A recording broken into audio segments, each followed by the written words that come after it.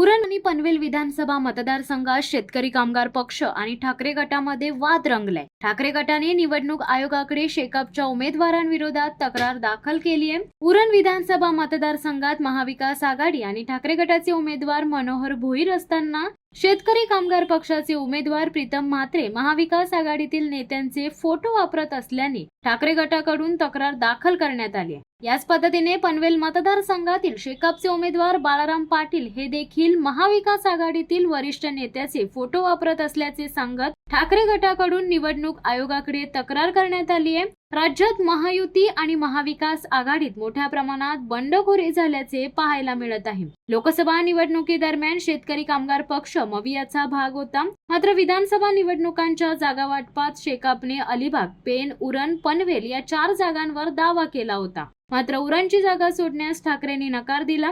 या मतदारसंघातून ठाकरे गटाचे माजी आमदार मनोहर शेठ भोईर पुन्हा एकदा निवडणुकीच्या रिंगणात उतरलेत। दरम्यान पनवेल मधील एका सभेत शेकापचे उमेदवाराने प्रसिद्ध केलेल्या पत्रकात महाविकास आघाडी हा शब्द वगळला असला तरी मवियाच्या राष्ट्रीय आणि स्थानिक नेत्यांची छायाचित्रे लावून प्रचार करण्यात आला होता। प्रचारात नेत्यांचे फोटो वापरून मतदारांमध्ये संभ्रम निर्माण करून आचारसंहितेचा भंग करत असल्याचा ठाकरे गटाचा आरोप आहे। शेकापचे उमेदवार प्रीतम म्हात्रे आणि बाळाराम पाटील यांच्यावर कारवाई करण्यात यावी अशी मागणी ठाकरे गटाकडून करण्यात आली आहे। शिवसत्ता टाइम्स न्यूज ब्युरो, पनवेल। दे धडक बेधडक वृत्त देणाऱ्या आपल्या शिवसत्ता टाइम्स न्यूज चॅनलला लाल बटन दाबून सबस्क्राईब करा आणि बेल आयकॉनला क्लिक करायला विसरू नका।